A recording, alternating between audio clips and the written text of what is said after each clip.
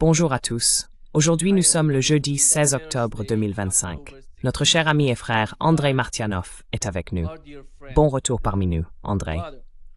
Andrei Martianov joins us. Welcome back, Andrei. Avec plaisir. Andrei, let me ask you a question that... Andrei, laisse-moi te poser une question qui figure dans le sondage. J'ai demandé à notre public d'y répondre. La question est, Trump est-il intéressé par la fin de la guerre en Ukraine? Jusqu'à présent, 72% répondent non et environ 28% répondent oui. Quelle est ta réaction à cela? What's your response to that? No, he is not interested in ending the war. Non, il n'est pas intéressé à mettre fin à la guerre. Mais il est constamment guidé par la logique des circonstances, essentiellement. Et vous savez, ces circonstances sont créées principalement par la Russie, vers la conclusion inévitable qu'il n'a pas d'autre choix. En réalité, comme cela a été dit à de nombreuses reprises, la guerre est perdue. Quand on regarde ce qui se passe sur le champ de bataille, et même aujourd'hui, dans l'appel téléphonique mentionné, la Russie détient fondamentalement l'initiative stratégique. Si l'on examine de près le décompte, c'est horrible chaque jour. On peut voir des vidéos circuler dans les médias russes montrant des ratios de pertes du type 1 contre 20, 1 contre 25 et ainsi de suite. Et il a encore été dit aujourd'hui, lors de cet appel téléphonique, que oui, quoi que tu fasses, cela ne changera rien. Tu ne compliqueras pas les relations en fournissant ce que tu peux. Des tomahawks ou autres, Sir and me. No way I think. It's not going to change anything, but yeah, sure. But we'll see. Before this phone call yesterday, Avant cet appel téléphonique d'hier, nous avions Donald Trump qui parlait de la situation en Ukraine. J'aimerais entendre votre point de vue sur ce qu'il a dit, car notre public connaît la réaction, mais il est important que vous la souligniez.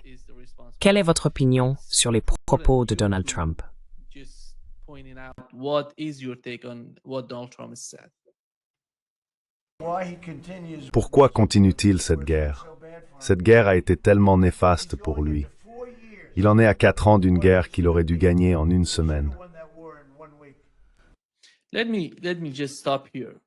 One of Laissez-moi m'arrêter ici.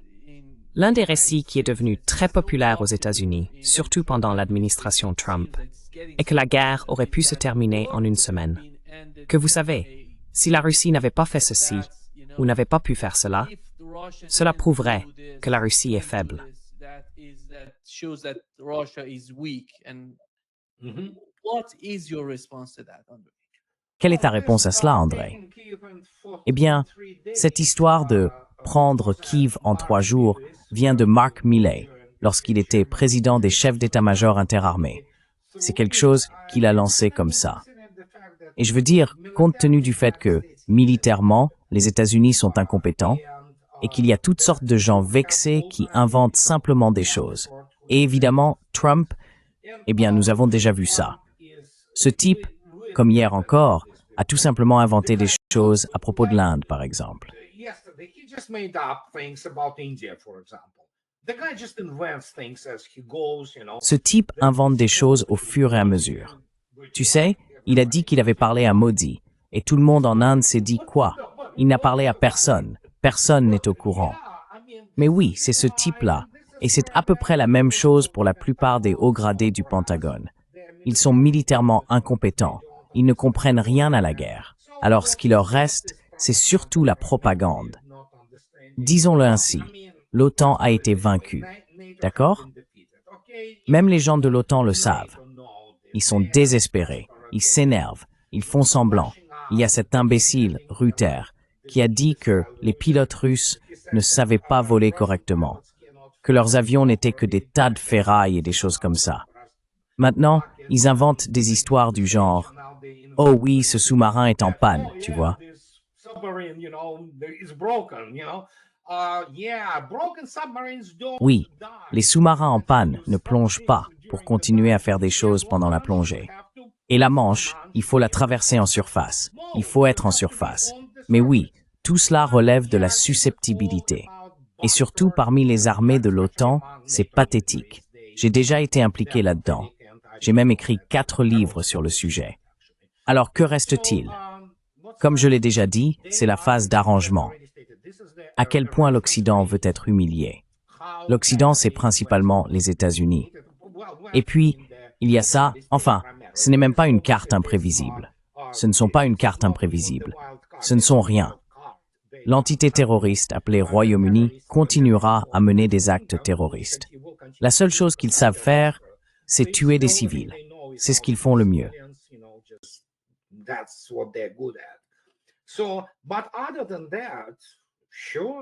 Mais à part ça, bien sûr, je veux dire, peu importe ce qu'ils veulent. Mais il est inévitable que les exigences de la Russie soient les mêmes. Elles n'ont jamais changé, et elles seront atteintes d'une manière ou d'une autre. C'est aussi lié aux déclarations de M. Lavrov avant-hier, lorsqu'il a parlé de ce qui s'est passé à Anchorage. Trump avait alors dit à Vladimir Poutine qu'il devait aller à Washington, et vous savez, consulter des gens. Et il a dit qu'il n'avait jamais reçu de réponse depuis. Donc, d'accord, cette affaire continue. Et peu importe, leur étau, pour ainsi dire, est déjà assez serré pour qu'il n'y ait pas d'autre issue que ce qui va arriver pour l'Occident uni, pour l'OTAN. Et oui, Trump commence à inventer des choses, comme dire qu'il a parlé avec Modi, ou que les pays des BRICS quittent les BRICS. Je veux dire, je ne sais pas comment réagir à ça.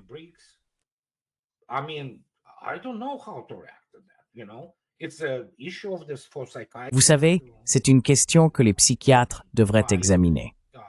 Et mes amis sur mon blog, sur les forums de discussion, ont déjà fait remarquer que nous ne sommes peut-être pas seulement confrontés à la démence, à la peur et au narcissisme, mais aussi à des faux souvenirs, ce qui relève de la psychologie et de la psychiatrie.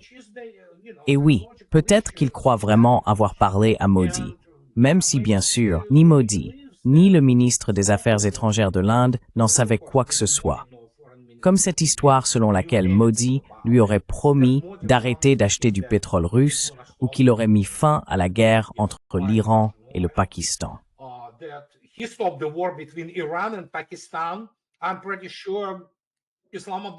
suis presque sûr qu'Islamabad et la Tchétchénie se sont dit « Waouh, nous avons été en guerre. Voilà, nous avons ce cirque, d'accord ?» Et pouvez-vous imaginer le pauvre Vladimir Poutine et le pauvre Kremlin? Ils doivent composer avec ces imbéciles, d'accord? Vous avez l'armée américaine, ces généraux qui se pavanent comme des crétins, Ben Hodges, Kellogg, King ou peu importe. Et puis vous regardez ceux qui servent encore. C'est pathétique. Je veux dire, ils se ridiculisent. Ils ridiculisent leur propre pays. Cela veut dire qu'ils n'ont plus aucun honneur. La seule chose qu'ils savent faire, c'est le terrorisme, à peu près. C'est la seule chose.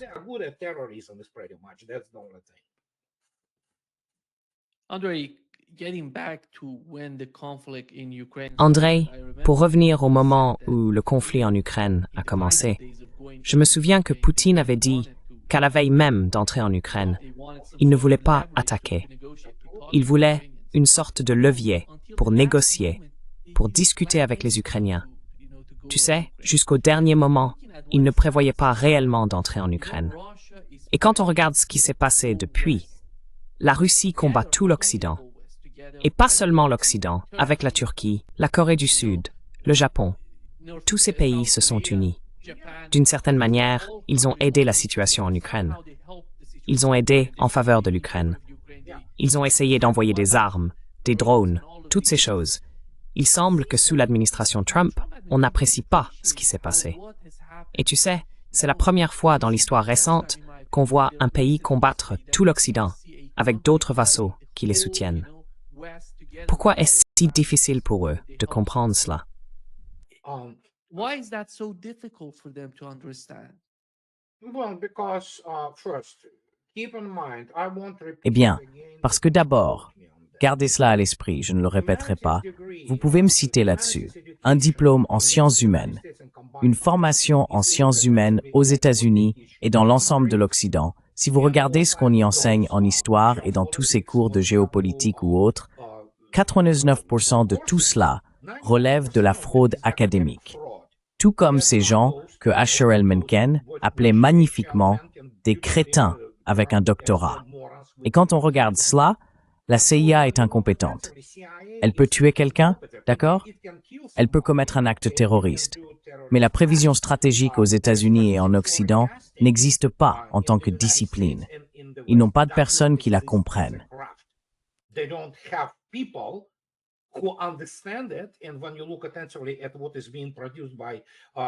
Et quand on regarde ce que produit le monde universitaire occidental en matière de géopolitique, c'est une fraude académique totale, de Henry Kissinger à Brzezinski et tous les autres. Ils ne comprennent rien aux bases de la politique, de la géopolitique appliquée, et ils ne savent pas ce qu'est la guerre. Le Pentagone ne sait pas ce qu'est la guerre. Leur chef d'état-major interarmé ne comprend pas ce qu'est la guerre. Et quand on le leur démontre, comme la Russie le fait d'une main, l'autre main dans le dos, ils ne sont pas contents parce qu'ils n'ont jamais été capables de sortir de leur chambre d'écho.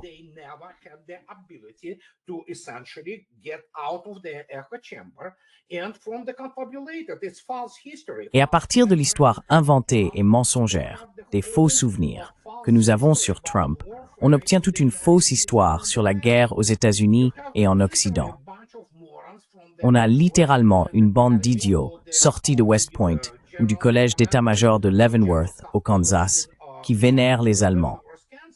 Toute l'histoire, toute la vision opérationnelle et stratégique de l'armée des États-Unis, qui est intervenue alors que la guerre était essentiellement terminée en Europe, par exemple en 1944, a été façonnée par les Allemands.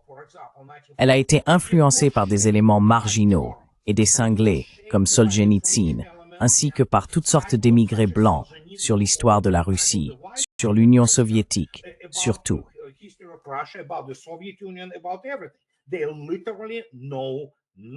Ils ne savent littéralement rien. Parce que, comme je l'ai déjà dit, c'est fondamentalement une fraude académique. Et quand on y regarde de plus près, surtout dans l'enseignement militaire aux États-Unis, sans même parler de l'Europe, qui n'a pas du tout d'enseignement militaire digne de ce nom, on voit à quel point le niveau académique est réellement bas. Quand on observe ce qui se passe, par exemple, à West Point, ils vivent dans une bulle. Ils n'ont pas l'expertise technique nécessaire pour comprendre ce qui se passe. C'est ce qui s'est produit quand leur course aux armements a été perdue. Ils ont cru que d'une certaine manière la guerre du Golfe 1.0 était un tel exploit. Donc oui, tout cela relève du marketing. Tout cela relève d'Hollywood.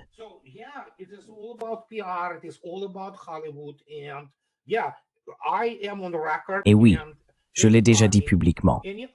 Toute armée qui vénère ce général médiocre, il faut regarder leurs mains, vous savez, pour voir s'ils comprennent vraiment ce qu'est la vraie guerre. Et ils ne comprennent pas. Et aujourd'hui, j'ai aussi écrit à ce sujet. Il n'y a pas un seul officier dans l'armée américaine. Sans même parler de l'Europe, n'en parlons pas. C'est pathétique, vraiment. Il n'y a pas un seul officier dans l'armée américaine, du plus bas niveau jusqu'au sommet du Pentagone, qui comprenne ou sache comment diriger la gestion du combat dans n'importe quel type d'opération hautement tactique, qu'il s'agisse d'un régiment, d'une brigade, d'une division opérativo-tactique ou de formation de niveau opérationnel. Ils ne savent pas. Ils ne comprennent tout simplement pas ce que c'est.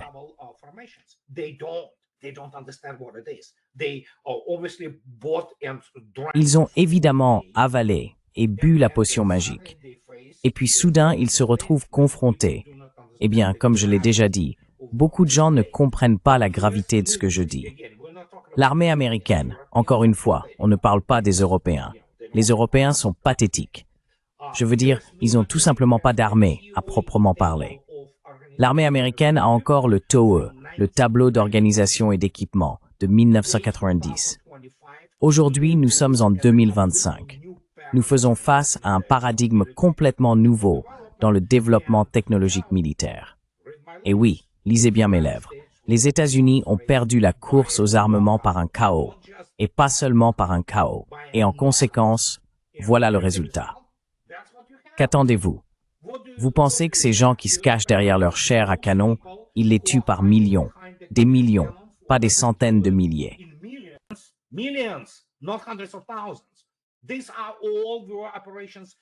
Toutes ces opérations ont été planifiées, exécutées et commandées, contrôlées par des généraux de l'OTAN principalement américains. Ils ont sacrifié 2 millions d'Ukrainiens comme chair à canon et n'ont rien accompli. Ils ont perdu la guerre et ils n'en peuvent plus car ils n'ont aucun honneur. Ils pensaient pouvoir répéter une sorte de guerre du Golfe, mais cela ne fait que montrer à quel point ils sont incompétents. Il en va de même pour la CIA et pour toutes ces organisations de renseignement qui ne sont bonnes qu'à des manœuvres politiques. Vous savez, ce ne sont pas de vrais professionnels. Ils peuvent vous espionner, saboter des gens, tuer des gens, mais ils ne peuvent rien gagner quand il s'agit du véritable affrontement du pouvoir, du vrai pouvoir national. Et voilà, c'est comme ça.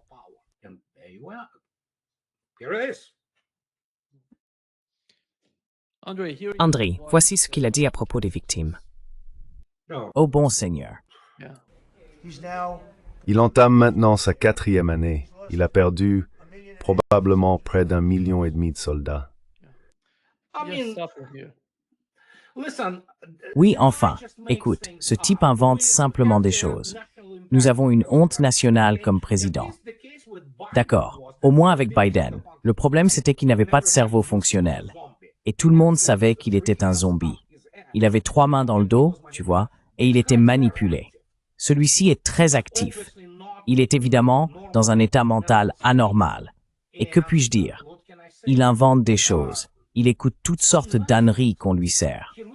Et encore une fois, écoute, Larry Johnson l'a très bien décrit.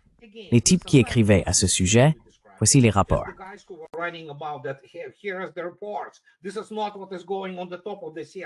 Ce n'est pas ce qui se passe au sommet de la CIA. Regardez-les. Qu'est-ce qu'ils savent? Oh oui, je suis allé à la ferme. D'accord, tu es allé à la ferme. Quel est ton parcours? Oh, j'ai un diplôme en sciences politiques. Vraiment, au revoir. On ne peut tout simplement pas leur expliquer ce qui se passe. Et donc, voilà le résultat. Il invente des choses, il ne comprend pas la guerre. Apparemment, personne au Pentagone ne comprend. On peut donc dire qu'ils sont tout simplement incompétents et qu'ils croient à toutes sortes d'absurdités. Alors oui, bien sûr, pourquoi pas 3 millions?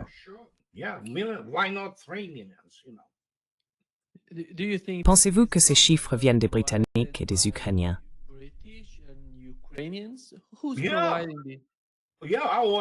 Oui, absolument. N'oublie pas, la Grande-Bretagne est essentiellement un pays du tiers-monde maintenant. Les seules choses qu'ils ont encore, ce sont quelques joyaux qu'ils parviennent à maintenir, comme Rolls-Royce et d'autres du même genre. À part ça, c'est juste un pays du tiers-monde. Et quand on y pense, ils se considèrent encore, pour une raison quelconque, comme des gens immensément puissants et influents. Leur armée est une plaisanterie. Ils n'ont pas d'enseignement militaire fonctionnel.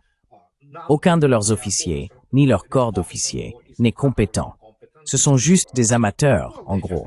Des amateurs qui lisent un manuel de campagne écrit par quelqu'un d'aussi idiot qu'eux.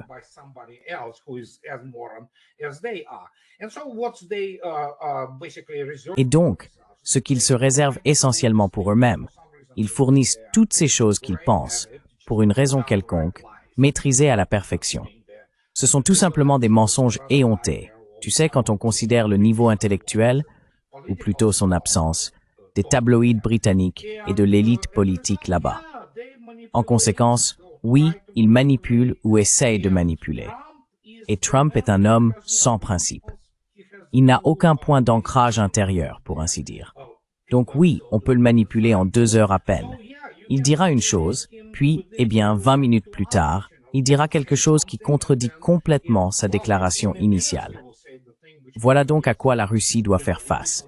C'est un véritable cirque, avec des imbéciles, des singes courant partout avec une grenade nucléaire.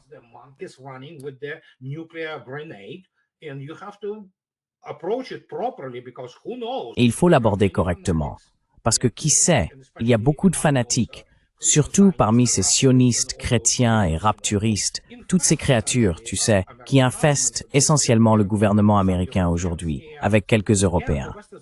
Et oui, l'Occident, c'est fini. C'est fini. Tu sais. Tu peux le voir toi-même. Il ne fonctionne plus. Il ne peut plus fonctionner correctement. Il faut donc l'amener à atterrir d'une manière qu'il comprenne, et ce sera cathartique. Évidemment, les Russes ne vont pas y marcher en écrasant des têtes, même si beaucoup pensent ou beaucoup méritent d'être poursuivis comme criminels de guerre et criminels contre l'humanité. Mais c'est comme ça. Je veux dire, comment expliquer autrement la folie à laquelle nous assistons? La vache folle doit être mise hors de sa misère, et elle est en train de l'être. Maintenant, si les gens en Occident ne veulent pas aider, c'est leur problème. Il y aura donc des soupes populaires, des files d'attente pour les soupes populaires, inévitablement.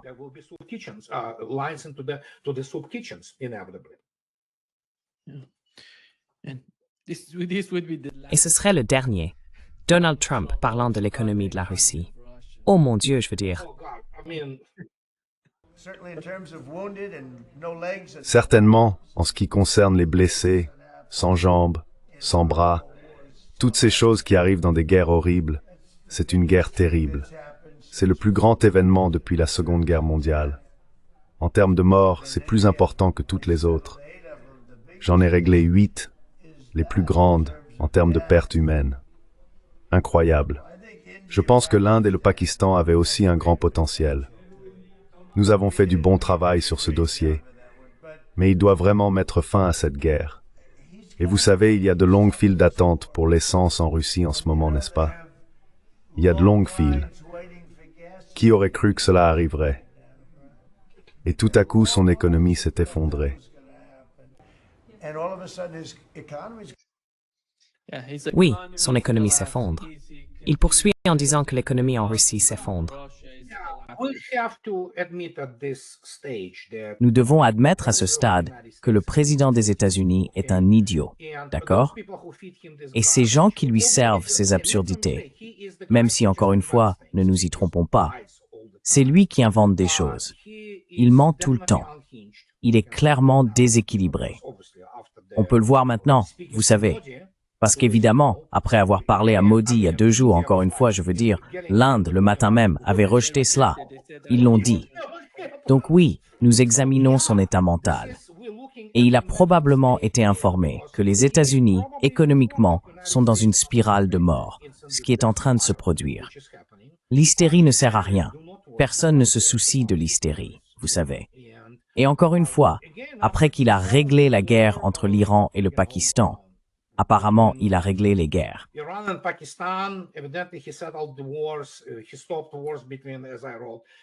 Il a mis fin aux guerres entre, comme je l'ai écrit hier, la guerre du Péloponnèse et les guerres puniques.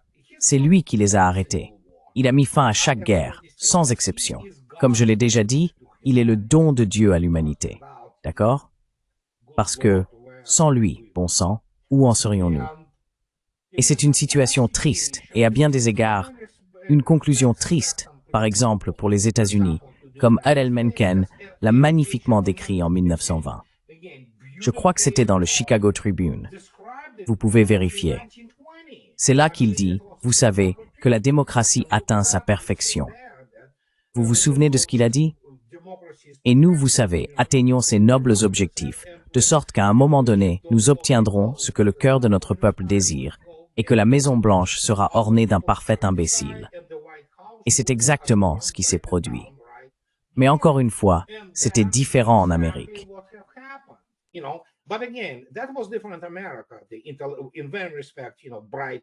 À tous égards, esprit brillant et critique, intellectuel, sardonique, capable d'autodérision, c'est cela qui a rendu l'Amérique grande à l'origine. Maintenant, on a ce clone qui court partout en inventant des choses sans comprendre ce que... Ou peut-être qu'il comprend. Peut-être qu'il comprend, tu vois? Peut-être que c'est une réaction défensive. Parce qu'évidemment, les États-Unis ont été présentés comme un tigre de papier. C'est un tigre de papier. Militairement, c'est beaucoup de bruit et de cinéma hollywoodien. Mais la réalité, c'est que... Et oui, aujourd'hui, d'après ce que j'ai lu, le résumé d'Ushakov, Poutine lui a à peu près répété la même chose, tu vois? Et il a dit, oui, nous avons l'initiative, tu veux l'envoyer chez moi? Très bien. Tu veux nuire à nos relations, tu sais, à ce qu'il en reste.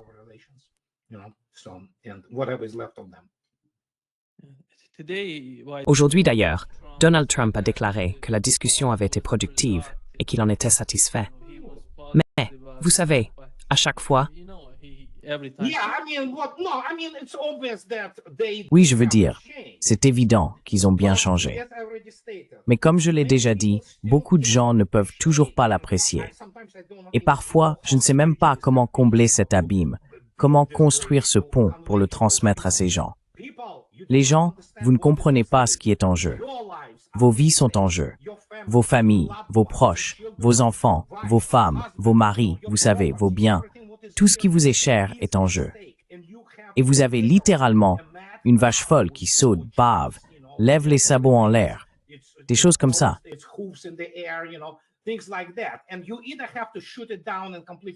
Et il faut soit l'abattre pour en finir complètement, soit peut-être lui administrer une sorte de remède, vous savez, qui au moins l'apaise, afin qu'il s'allonge dans l'herbe sans blesser personne d'autre. L'enjeu de ce jeu, c'est un échange nucléaire, car les États-Unis sont faibles sur le plan conventionnel. C'est un tigre de papier. Il ne possède aucune arme capable d'influencer quoi que ce soit sur le champ de bataille moderne. Ils n'ont aucune expérience en gestion de combat. Ils n'ont littéralement rien qui leur permette de mener des opérations modernes ou interarmes. Ils n'en ont pas les ressources.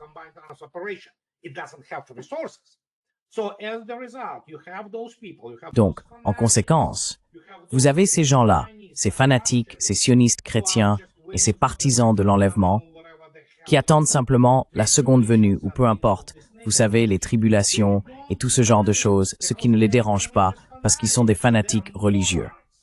Ce sont des imbéciles. Et donc, en conséquence, nous nous retrouvons dans cette situation.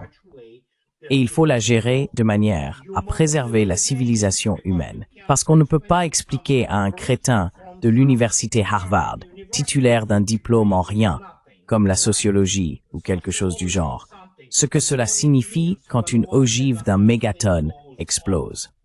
Et quand 1500 de ces ogives sont lancées, les États-Unis cessent d'exister en tant que nation, tout comme la majeure partie du monde.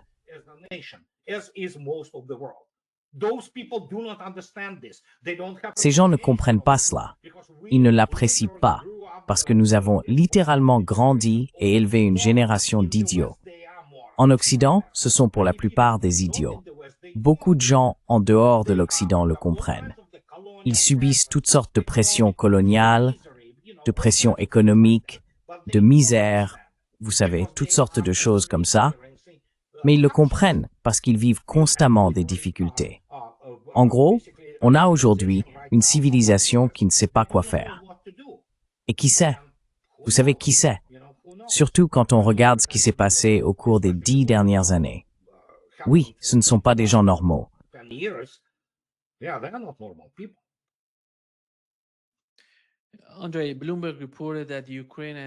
André, Bloomberg a rapporté que l'Ukraine et les États-Unis sont en pourparlers concernant d'éventuels achats de gaz naturel liquéfié américain.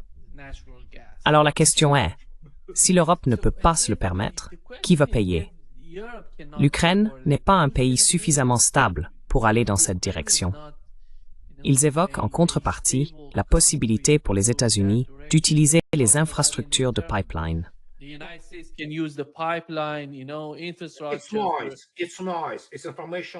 C'est du bruit. C'est du bruit. C'est du bruit informationnel. Le journaliste moyen dans le monde, surtout en Occident, est une prostituée. Littéralement, un prostitué. Leurs femmes sont des prostituées. C'est la même chose qu'avec les minerais, tu te souviens. Oui, ils doivent vendre une histoire. Ils vendraient leurs enfants pour une histoire. Ils vendraient n'importe quoi, parce que c'est la seule chose qu'ils savent faire. Alors ils inventent des choses. Quelqu'un dit quelque chose. Oh mon Dieu, c'est une histoire. Ce n'est pas une histoire. L'Ukraine est un État virtuel. Elle subsiste grâce à l'argent occidental.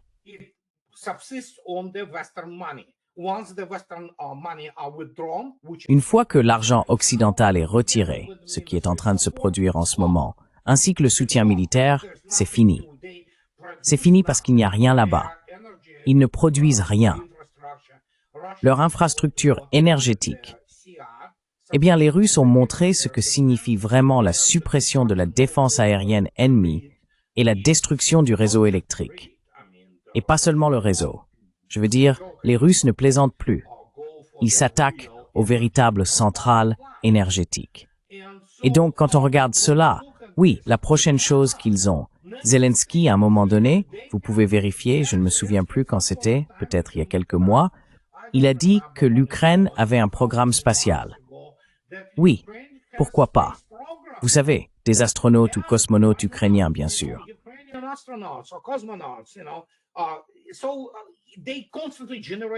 Alors, ils produisent constamment ce bruit de fond parce que c'est la seule chose qu'ils savent faire. Le journalisme n'est pas une profession. C'est en gros une forme de prostitution institutionnalisée. Il faut sans cesse inventer quelque chose pour vendre une histoire, pour toucher son salaire. Si tu te vends vraiment bien, tu te retrouves sous la coupe des donateurs et des propriétaires qui te payent pour produire de la propagande. Et par conséquent, surtout Bloomberg, ce n'est même pas une organisation de presse. Il pourrait très bien servir joyeusement d'exemple type de la promotion de la propagande et de toutes sortes de mensonges. Et donc, en conséquence, oui, quelqu'un dit qu'il va liquéfier du gaz naturel. En effet, qui va payer pour ça? Tu poses la bonne question. L'Europe?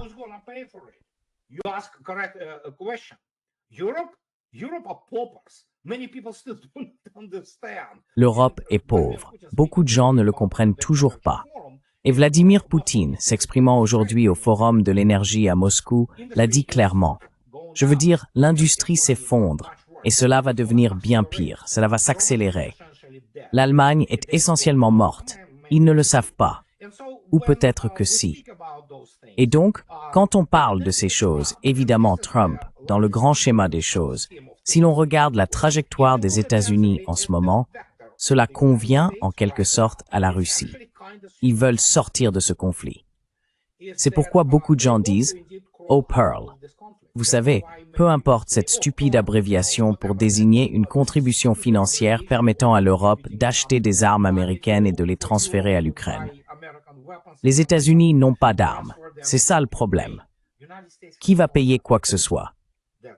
Et ils le savent. Beaucoup d'entre eux le sentent au moins, que c'est la fin. Que voulez-vous faire?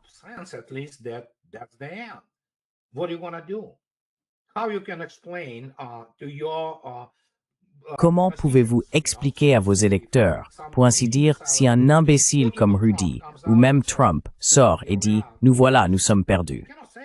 Il ne peut pas dire ça parce qu'il se ferait dévorer vivant. Il s'est révélé être un lâche, sous l'influence de toutes sortes de gens de la classe des donateurs qui ont essentiellement détruit les États-Unis.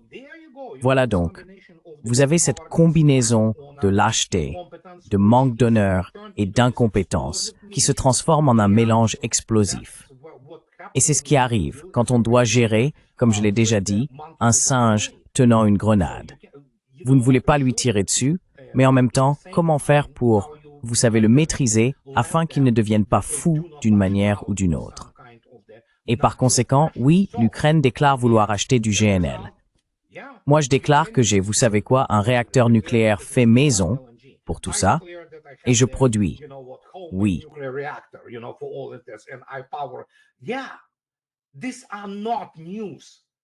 Ce ne sont pas des informations. C'est du « il a dit »,« elle a dit ». Et ils présentent ça comme une histoire crédible. Aucun d'entre eux n'a les compétences nécessaires. Pas un seul journaliste américain de CNN, du Washington Post ou du New York Times, en dehors du fait que la plupart d'entre eux devraient être poursuivis comme criminels de guerre pour une propagande de type gibsonienne, responsable de millions de morts. Aucun d'entre eux n'a les outils pour comprendre ce qui se passe. Voilà. Ils défendent des agendas. Ils sont pas très futés. Ils ne sont vraiment pas futés. Le journalisme est une profession, mais ce ne sont pas des gens intelligents. Et en conséquence, nous avons ce GNL. Et oui, ensuite, oui, envoyons l'astronaute ukrainien à la Station spatiale internationale. Pourquoi pas? L'Ukraine a un programme spatial viable, à ce qu'il paraît.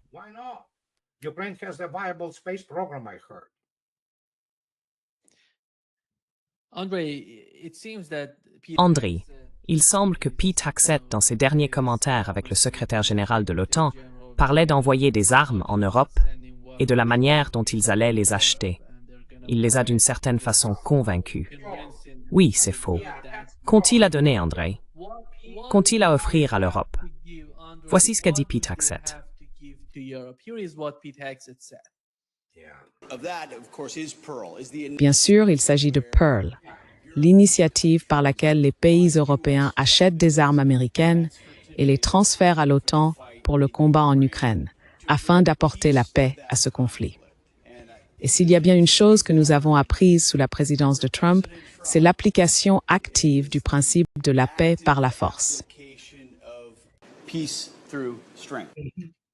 The guy, even his Le type, quand il en parle, rit d'une certaine manière de ce que je dis. C'est un peu, tu vois, disons-le comme ça.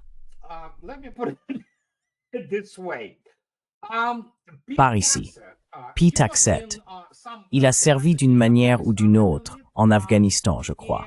Voyons voir. Il s'est inscrit, ah oui, il était à l'université de Princeton. Il s'est spécialisé en sciences politiques. Ah, d'accord, d'accord. Donc il a refusé une offre des États-Unis pour jouer au basket universitaire. Oui, donc c'est un gars du ROTC. Ça veut dire qu'il a étudié la politique. Et oui, il a été en Afghanistan d'une certaine manière. Il n'a pas les compétences nécessaires pour comprendre ce qu'est la guerre et sa dimension technologique. Comme beaucoup, vraiment beaucoup, d'officiers américains, ils passent par le ROTC ou l'OCS avec des diplômes en Dieu sait quoi, politique, journalisme, littérature. Et encore une fois, je peux te dire, par exemple, qu'il y a des gens qui sont sortis de l'Académie militaire des États-Unis à West Point avec un diplôme en littérature, spécialisé en littérature.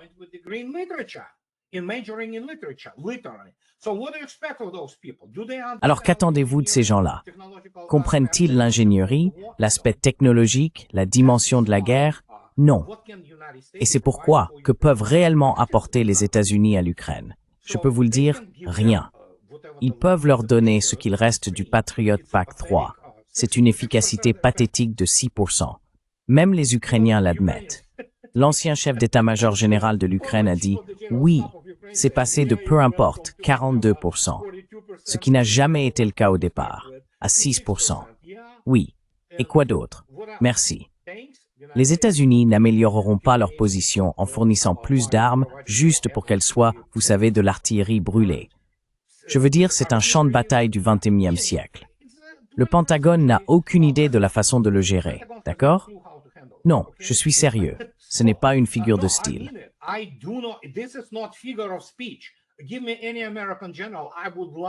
Donnez-moi n'importe quel général américain. J'adorerais discuter avec lui de toutes sortes de choses qu'ils enseignent dans leurs cours, par exemple à Leavenworth. Évidemment, la plupart d'entre eux sont totalement incompétents. Ils ne connaissent pas l'histoire de la Seconde Guerre mondiale.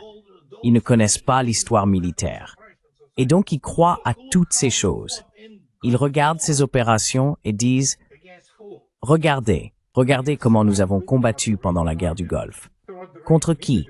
Contre une armée à peine lettrée, de troisième ordre. Eh bien, impressionnez-moi donc. Et c'est bien là le problème.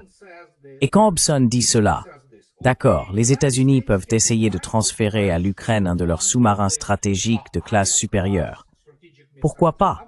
Pourquoi pas? Quoi d'autre? Et des F-35 peut-être. Je crois que les forces aériennes et la défense antiaérienne russe en salivent d'avance, attendant juste que cela se produise.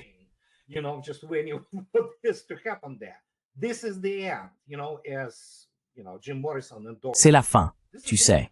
Comme l'a dit Jim Morrison un jour, c'est la fin. C'est une impasse. Il n'y a aucune issue, sauf peut-être déclencher une guerre thermonucléaire. Mais là encore, tous ces types seraient morts. Tous ces bunkers sont inutiles. Ils ne résisteront pas à ce qui va voler. Dieu nous en garde, car ça peut pénétrer des dizaines et des dizaines de mètres dans le sol avant d'exploser. Et tu es mort dans le bunker. Alors, que puis-je dire? Je veux dire, montre-moi n'importe quel équipement. Eh bien, ils peuvent encore obtenir quelques javelins, qui sont à peu près inutiles, surtout dans le combat urbain, efficacité extrêmement faible. Ils peuvent envoyer davantage de paladins, ils seront détruits. Ils peuvent envoyer ce qu'il reste des Bradley, ils seront tous brûlés, détruits. Et je ne sais pas. Vraiment, je ne sais pas. Je veux dire, il n'y a rien.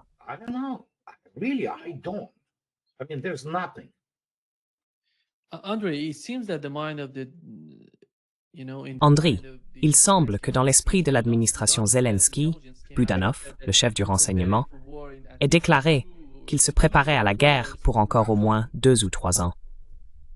Veulent-ils poursuivre la guerre ou parlent-ils d'une forme de sabotage? Parce que nous avons entendu le directeur du FSB, Alexandre Bortnikov, affirmer que Russie dispose d'informations sur des préparatifs de sabotage du gazoduc Turk Stream par les Britanniques, en collaboration avec les Ukrainiens. Gas pipeline by British together with Ukrainians. Yeah, British, as I already stated, Oui, the only thing les they Britanniques, can do is comme je l'ai déjà dit, there are some la seule chose qu'ils savent faire, c'est le terrorisme. they will continue to Certains membres du SAS se font tuer, et ils continueront à se faire tuer. Ils ne sont pas aussi bons qu'ils essaient de le faire croire.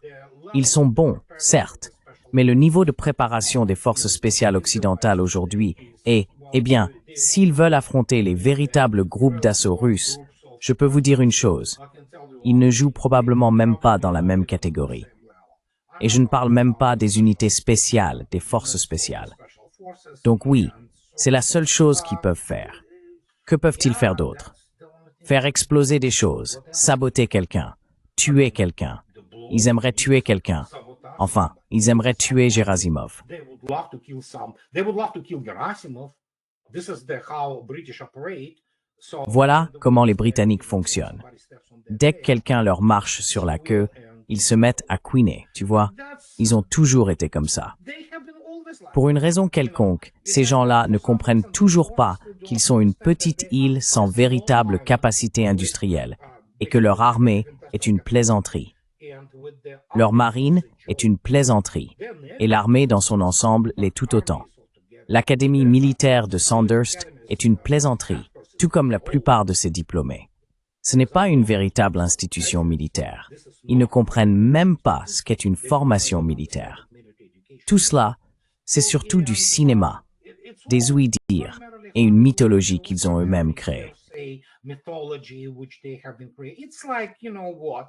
I'll give you example. C'est comme, tu sais quoi? Je vais te donner un exemple. Rommel, tu vois, oh oui, le renard du désert et tout ce baratin. Ce type commandait l'Africa Corps. Ce n'était pas une vraie armée. Donc tout le monde devrait comprendre, même les Allemands eux-mêmes. Wolf Heckmann, par exemple, si tu regardes l'une des couvertures de son livre sur Rommel, il a affirmé, comme plusieurs historiens d'ailleurs, que la figure de Rommel avait été élevée à une dimension mythologique, non pas tant par Hitler, bien qu'évidemment Hitler adorait Rommel pour avoir botté les fesses des Britanniques en Afrique du Nord pendant un temps. En réalité, ce sont Churchill et Montgomery qui ont fait cela. It was the fact that it was Churchill and Montgomery. The only reason they will embellish. La seule raison pour laquelle ils ont enjolivé et exagéré l'importance et les talents de Rommel, c'était pourquoi? Oui, pour soutenir leur propre mythologie, pour montrer, en gros, regardez comme nous sommes formidables. Nous avons vaincu ce génie. Ce n'était pas un génie, c'était un chef militaire correct. Il n'a jamais combattu sur le front de l'Est, où il aurait été complètement humilié dès la première rencontre avec les Soviétiques. Bien sûr, l'armée rouge. Et c'est ainsi que cela se serait passé. Et devinez quoi? Nous vivons encore avec ces absurdités, y compris bien sûr celles de l'armée américaine, selon lesquelles Patton aurait été, soi-disant, le némésis de Rommel. Ils ne se sont jamais affrontés sur le champ de bataille. Mais il y a des gens qui y croient. Ils construisent leur vie autour de ça. They build their lives around it. They build their careers. They write PhD. Ils construisent leur carrière. Ils rédigent des thèses de doctorat sur ces absurdités. Et puis soudain, quand le monde entier semble se désagréger sous leurs yeux, et qu'ils réalisent qu'ils ne sont pas si importants, pas si significatifs, ça fait mal. Croyez-moi, cela ferait mal à n'importe qui. C'est très semblable à ces personnes qui perdent leurs épouses ou leurs petites amies bien-aimées, qui leur disent « Tu sais quoi, il va falloir qu'on se sépare. » En fait, tu n'es pas vraiment à la hauteur. Ça fait mal. Et c'est exactement ce qui se passe aujourd'hui à l'échelle de la civilisation. Tous ces mensonges, toutes ces absurdités qu'on leur a fait avaler depuis 80 ans, tout cela refait surface. Et beaucoup de gens, comme Trump par exemple, ou encore plusieurs personnes de son administration ou du Pentagone n'arrivent tout simplement pas à le supporter.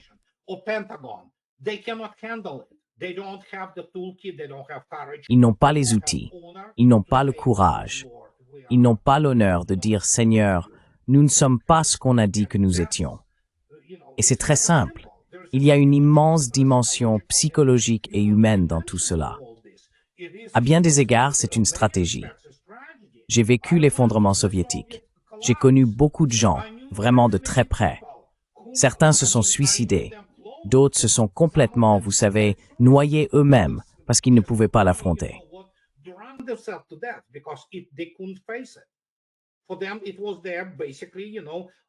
Pour eux, c'était essentiellement leur vie. Et la même chose se produit ici. C'est juste que beaucoup de gens ici n'ont pas d'expérience de cela. Moi, oui. Je le vois clairement. Et c'est pourquoi certaines personnes commencent à inventer des choses. Mais l'effondrement soviétique était complètement différent de ce qui se passe actuellement aux États-Unis et en Occident combinés, car cela est bien plus vaste sur le plan civilisationnel. Et évidemment, il y aura des gens qui feront des crises nerveuses. C'est pourquoi M. Trump parle à M. Modi, et M. Modi ne savait même pas qu'on lui parlait, vous voyez. Donc si vous traversez cela, c'est un effondrement, c'est la fin du monde tel que nous le connaissons. Moi, je me sens bien, mais d'autres non, et je les comprends.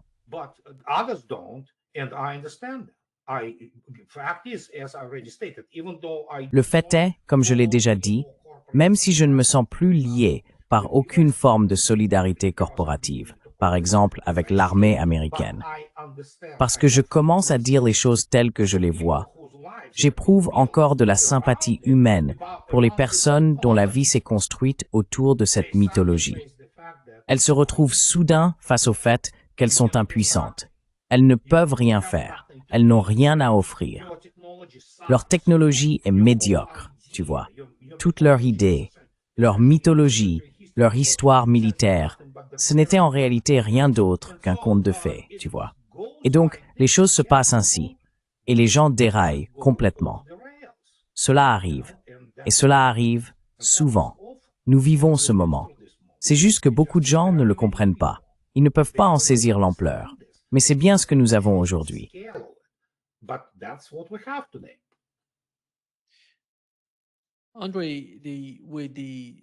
André, avec le soi-disant plan de paix de Trump au Moyen-Orient, penses-tu que la perspective d'une guerre avec l'Iran s'éloigne, ou bien que cela augmente d'une certaine manière le risque d'une confrontation entre Israël, l'Iran et peut-être les États-Unis? Parce que si Israël décide de le faire, je ne crois pas qu'il puisse le faire sans les États-Unis.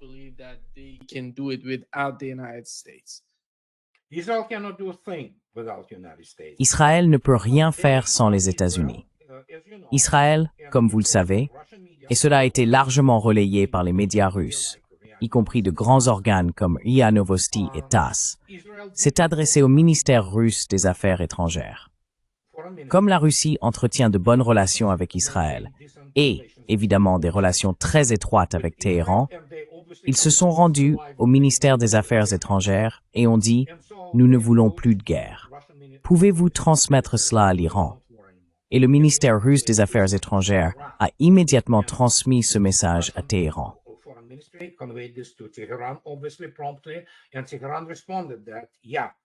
Et Téhéran a répondu que oui, ils ne veulent pas non plus de guerre. Qui veut une guerre? Israël ne peut certainement pas se le permettre, car nous avons de plus en plus de preuves que ces 12 derniers jours, l'Iran a littéralement, mis Israël à genoux. Ce n'était que 12 jours. Et puis ils ont réalisé que la défense aérienne américaine est inutile, comme prévu, et que les États-Unis étaient simplement à court de missiles, tout comme Israël. Mais l'Iran, en gros, ne faisait que s'échauffer, vous voyez. Donc nous avons cette situation, et c'est bien, c'est positif.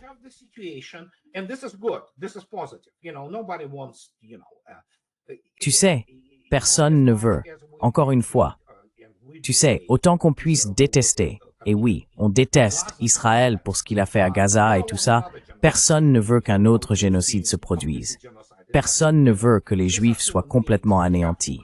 Ce sont des êtres humains. Il faut trouver une solution. Il n'y a que leurs fans et ces types hystériques et émotionnels qui jouent à accuser les Juifs de tout ce qui ne va pas dans le monde. Tu sais, du genre, oui, les Juifs étaient apparemment là pendant le Big Bang et ils ont gâché la création de l'univers, ou quelque chose comme ça. Mais le fait est que personne ne veut ça. Personne ne veut ça, sauf les fanatiques en Israël et bien sûr les fanatiques aux États-Unis, surtout si l'on considère la dynamique de coopération militaire entre la Russie et l'Iran qui est désormais confirmée.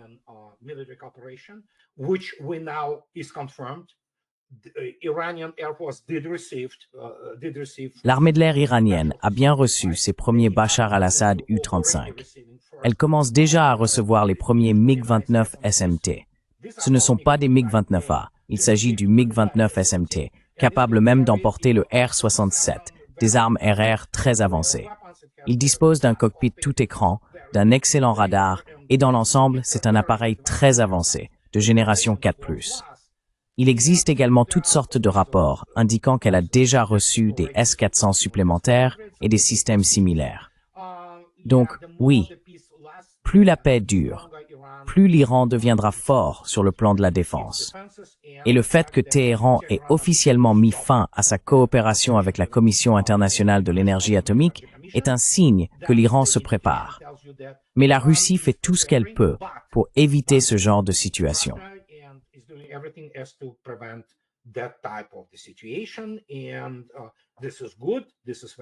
Et c'est bien, c'est très positif.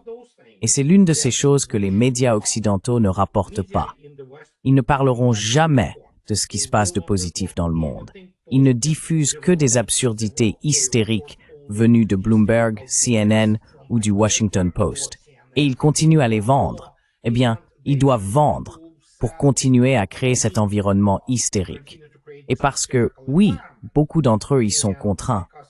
Et comme je l'ai déjà dit, ce sont essentiellement des prostituées. C'est juste une question de prix. Certains sont des camés, tu vois, ils le font pour de la drogue. D'autres le font pour des salaires corrects, mais ce sont quand même des prostituées.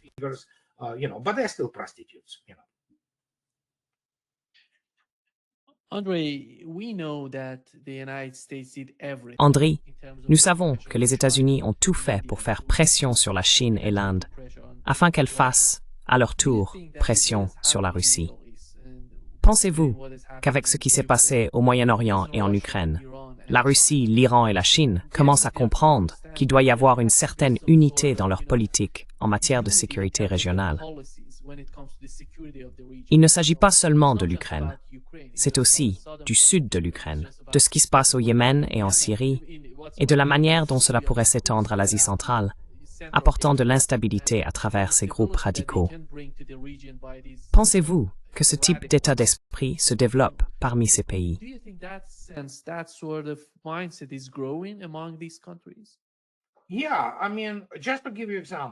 Oui, je veux dire, juste pour te donner un exemple, j'ai écrit à ce sujet il y a quelques jours. En Turquie, soudainement, les nationalistes, ce qui est inédit, les partis nationalistes, sont sortis en disant qu'il devait y avoir leur propre union, une alliance militaire, tu sais, toutes sortes de coopérations entre la Turquie, la Russie et la Chine. C'est comme, waouh, tu vois, c'est du jamais vu. Pas parmi la population turque. La majorité des Turcs considèrent en fait la Russie comme un pays ami. Mais j'ai écrit que oui, ils arrivent un peu trop tard pour ça.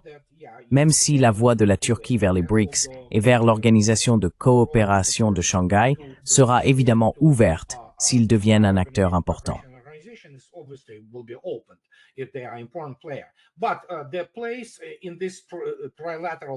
Mais leur place dans cet arrangement trilatéral est déjà occupée par l'Iran. Ainsi, la Turquie n'atteindra pas la position que l'Iran occupe actuellement. Il y a une compréhension, surtout du côté chinois enfin, que oui, on ne peut plus rien attendre des États-Unis, surtout après la déclaration d'aujourd'hui selon laquelle ils cesseront probablement aussi de fournir des pièces Boeing à la Chine. Et quand on regarde cela, en particulier à l'échelle régionale, il faut se rappeler que l'intervention russe de 2015 en Syrie, le déploiement russe là-bas, était une affaire iranienne.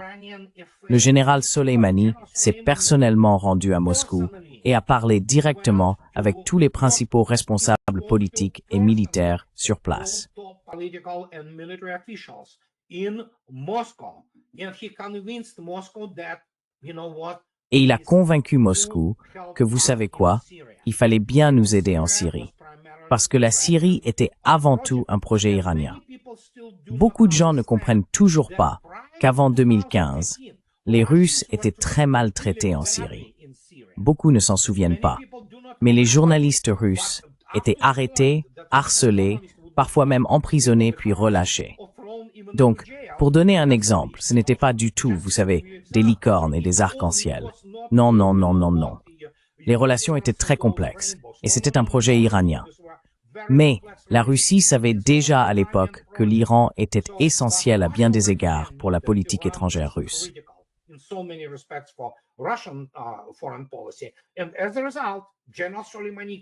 Et par conséquent, le général Soleimani a convaincu les Russes d'aller en Syrie, et nous savons ce qui s'est passé. Maintenant, nous avons M. Shah. Peu importe, mon Dieu, je n'arrive pas à bien prononcer son nom. Il se rend à Moscou. C'est ça, oui, peu importe. Donc, il rencontre Poutine. Et devinez ce qu'il demande. Évidemment, certains disent qu'il exigera l'abandon de M. Bachar al-Assad. Non, il ne peut rien exiger en Russie. Mais, comme il l'a déclaré, nous allons honorer toutes ces choses. Et devinez quoi? Aujourd'hui, nous savons que ce qu'il a déclaré allait encore plus loin. Il veut le retour des troupes russes à la frontière sud de la Syrie. Pas seulement la police militaire. Il veut que l'armée russe y soit stationnée. Pourquoi? Which is good. Which is good, by the way. Ce qui est bien, d'ailleurs. Bien sûr que c'est bien. Je veux dire, la base aérienne de Khmeimim fonctionne là-bas, la base navale de Tartus fonctionne là-bas. Tout est en activité. Je peux te dire tout de suite ce que la Russie lui a dit. Ils ont dit, oui, on peut faire ça. Tu arrêtes immédiatement la persécution de toutes sortes de minorités, surtout des Alaouites. Si tu ne peux pas faire ça, c'est non. Mais évidemment, ils veulent des bases. Et maintenant, ils veulent des troupes russes à la frontière avec Israël et tout le reste. Devine quoi?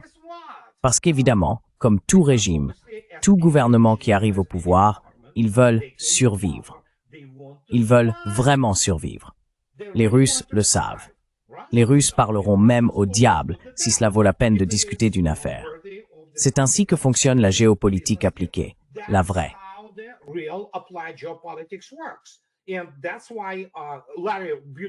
Et c'est pour cela que Larry écrivait si bien, quand le gouvernement de Bachar est tombé, tu sais, les gens disaient « Oh oui, il y aura des bouchons qui sautent, des bouteilles de champagne qui explosent à la CIA et au MI6. » Ne tirez jamais de conclusions hâtives. Trop tôt, les gars. Comme disent les Russes, ne dis pas « hop » avant de sauter. Et maintenant, nous avons cette situation stupéfiante, surtout si l'on considère que les bases russes sont devenues un refuge pour les Alaouites et de nombreux chrétiens. Alors, ces gens feraient mieux d'obéir. Ensuite, les Russes placeront des troupes à la frontière, et Israël n'osera pas bouger. Parce qu'évidemment, les Russes ne s'intéressent pas à un grand Israël, et l'Iran non plus.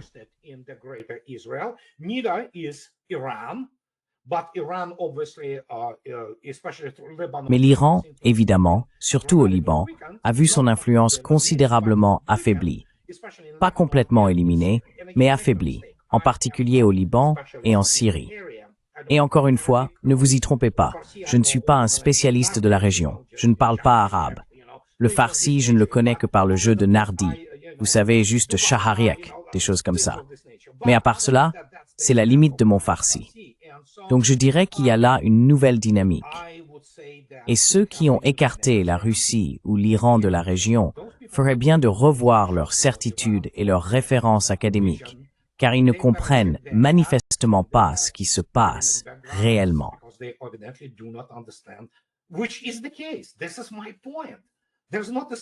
C'est exactement mon propos. Il n'y a pas un seul homme, ni au Naval War College, ni au US Army War College, qui comprennent ce qu'est réellement la géopolitique.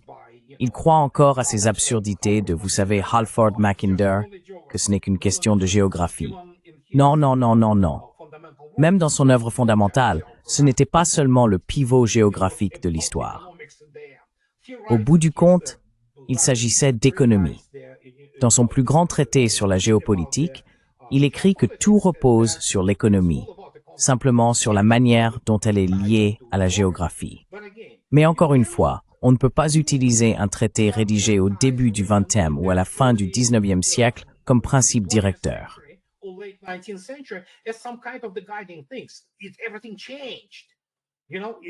Tout a changé. Vous savez, c'est comme si vous ne pouviez pas expliquer à un imbécile de ce niveau que oui, à l'époque où ces gens écrivaient, ils parlaient de canons, des canons de navires, qui avaient une portée maximale d'environ 40 km. Ou si c'était un canon de 16 pouces, très bien, mais on n'a plus besoin de ça aujourd'hui. Maintenant, on a des missiles de croisière avec des portées de milliers de kilomètres. Tout a changé. L'aviation est complètement différente aujourd'hui. On dispose de la reconnaissance spatiale, de toutes sortes de technologies. Bon, d'accord, appliquons ce raisonnement ici. Pourquoi ne pas aller appliquer les écrits de M. Jomini sur la guerre telle qu'il la voyait au début du XIXe siècle? Quoi? 1812? Oui, pourquoi ne pas utiliser ça? C'est ce que ces gens enseignent.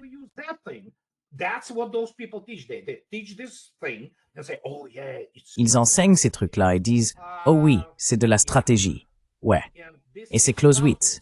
Oh oui, Clausewitz a évidemment tout écrit à ce sujet. Oui, si tu veux un diplôme fictif en sciences politiques et en histoire, va étudier Clausewitz. Écris un traité, comme si une autre centaine de millions de personnes n'avaient pas déjà écrit sur la guerre, tu vois. C'est ennuyeux, ça n'apporte rien.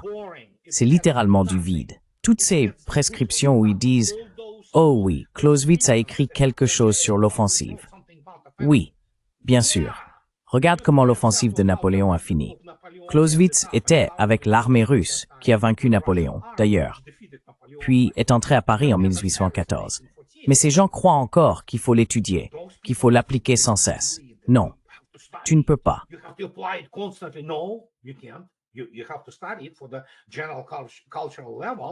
Il faut l'étudier pour la culture générale, mais on ne peut pas l'enseigner comme une discipline valable appliquée à la guerre moderne. Il faut étudier l'économie moderne. Il faut avoir une formation en ingénierie, une base physique et mathématique pour comprendre les principes physiques sur lesquels tout repose.